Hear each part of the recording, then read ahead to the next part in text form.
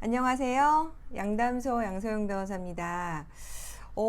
어제 올린 저희 김희애 영상 때문에 조회수가 생각보다 많이 나오시더라고요. 제가 말씀드린 사연 정말 엽기적이죠? 맞습니다. 현실이 더 엽기적입니다. 저희는 이제 홈페이지나 뭐 전화 상담을 통해서 매일매일 상담을 진행을 하고 있는데요. 현재 이제 법무법인 승인 홈페이지에 오시면 거기에 상담글을 남기시면 저희가 바로바로 답변을 드리도록 하고 있어요. 저 밑에 홈페이지 주소 나가고 있습니다. 승인.co.kr인데요. 거기에 유튜브 상담의 동의를 이렇게 체크하는欄이 있어요. 거기에 동의를 해주시면 오늘처럼 이렇게 바로바로 제가 또 상담을 해드리도록 하겠습니다. 자, 물론 그대로 다 사연을 내보내지는 않고요. 일부 좀 각색을 하고 또 여러분들에게 좀 도움되는 내용으로 해서 상담을 내보내 드리도록 하려고 합니다. 저희가 뭐 이런 걸 좀 장려하는 의미에서 커피 쿠폰도 같이 좀 발사 하자고 하니까 많이들 지원해 주시면 감사하겠습니다. 네, 물론 개인정보는 보호되니까 걱정하지 마시고요. 네, 3월 31일자 온 상담입니다. 혼인기간이 10년 이상 되셨고요. 미성년 자녀도 있는 사안입니다. 말씀을 보니까요. 있을 거 다 있어요. 폭언, 폭행 있습니다. 경제 무능력 있습니다. 자, 그런데 여기에 이제 보니까 남편이 우리 사연 주신 분, 몰래 공동 명의로 되어 있는 전세 계약서가 있었나 봐요. 이 전세금을 또 담보로 해서 고액 부채를 일으켰습니다. 중요한 사유죠. 자, 두 번째, 빼놓을 수 없죠. 네, 이혼남이라고 속이고 밖에 6년 이상 교제해온 여자가 있네요. 대단한 여성분이죠. 어떻게 6년 이상 이혼남이라고 그거를 믿었을까요? 네. 자, 세 번째. 그래서 이런 것 때문에 이제 이혼하기를 원하시는데 원하는 이제 조건이 양육권, 양육비 그리고 본인의 국민연금을 지키는 것으로 정리되기를 희망하십니다. 라고 하면서 사연을 보내주셨습니다. 하나씩 짚어보도록 하겠습니다. 뭐 당연히 이혼은 되시겠죠. 자, 소송으로 가게 되면 위자료 받을 수 있습니다. 물론 이제 폭언, 폭행 이 부분에 대해서 뭐 입증할 자료가 있으면 더더욱 좋고 폭행 기간이 길거나 그 정도가 심하다면 위자료 금액은 또 올라갈 수 있겠죠. 자, 부부라 하더라도 두 번째 중요한 겁니다. 부부라 하더라도 제 명의의 도장을 남편이 함부로 사용할 수 없습니다. 부부라 하더라도 제 명의의 문서를 함부로 만들 수 없습니다. 사문서 위조가 되고 그 문서를 사용해서 담보로 돈을 빌렸다면 사문서 위조에 행사죄까지 해서 처벌이 됩니다. 이거 실형 나올 수 있습니다. 전과가 없다면 집행유예가 나올 수 있지만 내가 동의한 적이 없는데 고액의 부채를 일으켰다.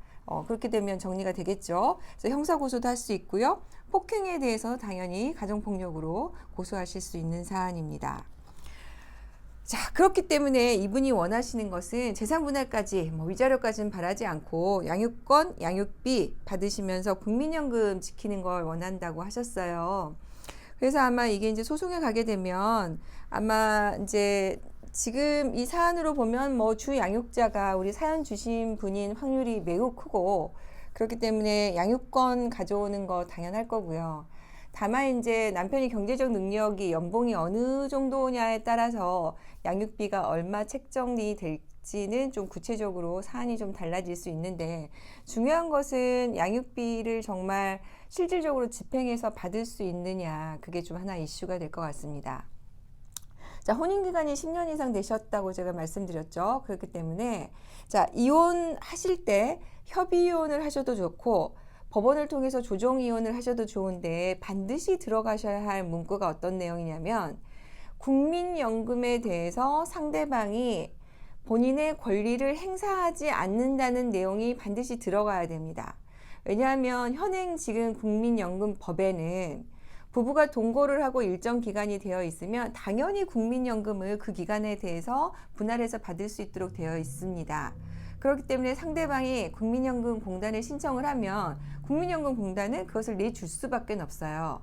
그래서 미리 이혼 협의서를 쓰시고 내지는 조정이혼 판결을 받으셔서 국민연금공단에 받을 즈음에 이 신청서를 제출해 놓으셔야 연금공단이 그 사람에게 연금을 가져가지 않습니다. 중요한 포인트입니다. 당사자 사이에 연금을 받지 않겠다고 협의한 것으로 부족하고 그 사람이 가져가 버리면 나중에 되찾아오는 거 힘들잖아요. 이 내용을 작성을 한 것을 연금공단에도 그것을 제출하는 것이 꼭 필요합니다. 자, 그런 내용이라면 아마 충분히 그 조정이 될 수 있을 거라고 생각을 하는 게, 이 사람이 지금 본인 명의로 어쨌든 내 걸 가지고 가서 고액의 부채를 일으켰기 때문에 현재 있는 재산에 대해서 거의 기여도가 없을 것으로 보여져서 뭐 국민연금까지 재산 분할을 하라 이렇게 판결이 날 것 같지는 않거든요. 그리고 내 동의 없이 부채를 일으켰기 때문에 이 부채에 대해서 책임을 지라고 재산 분할이 될 것 같지는 않습니다. 그래서 아마 사연 주신 분 내용이 희망하는 대로 충분히 소송에 가더라도 결론이 나지 않을까 싶고요. 그래서 그런 내용으로 협의가 될 수 있으면 더더욱 좋고, 안 되더라도 법원을 통해서 하셔도 괜찮지 않을까 하는 생각입니다. 자, 마지막 포인트, 6년을 이혼남이라고 정말 속아서 만났을까? 어떨까요? 6년이나 아무 의심 없이 이혼남이라고 만날 여자가 있을까? 이거 상식적이지 않을까요?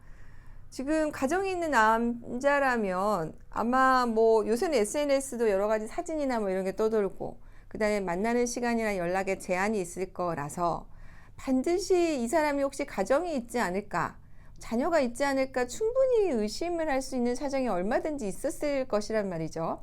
그래서 이 사귄 기간을 6년이라는 것만 잘 입증할 수 있다면 상간녀 위자료 청구를 했을 때 과연 법원이 이 여성이 이혼남이란 걸 믿었다는 것을 법원이 그 변명을 믿어주겠느냐, 이렇게 한번 되짚어서 저희가 한번 질문을 해보면, 판사도 일반인이죠. 이거 상식적으로 이해가 될 수 있는 변명일까요? 그래서 사실 6년이나 교제해온 여자가 오히려 내가 이혼남이란 걸 알고 속았다는 것을 입증하기가 더 어렵지 않을까라는 생각이 들어서 상간녀를 상대로 해서 위자료 청구하는 것은 오히려 가능성이 좀 있지 않을까라고 저는 생각을 해봅니다. 일반적으로 대부분 상간녀 위자료 청구를 들어가면 대부분의 상간남들이 몰랐다라고 얘기를 합니다. 하지만 그거 입증하기 쉽지 않고 그거를 법원에서 잘 믿어주지 않습니다. 그래서 이와 관해서 별도로 손해배상을 청구하신다면 이거는 가능하지 않을까, 그렇게 생각을 해봅니다. 네, 오늘 어떻게 상담에 대해서 답변이 좀 속 시원하게 되셨는지 모르겠습니다. 오늘처럼 이렇게 상담하고 빠른 답변 원하시면은 저도 열심히 해서 올리도록 노력을 해볼 테니까요. 이 영상 마음에 드시면 좋아요, 구독 부탁드릴게요.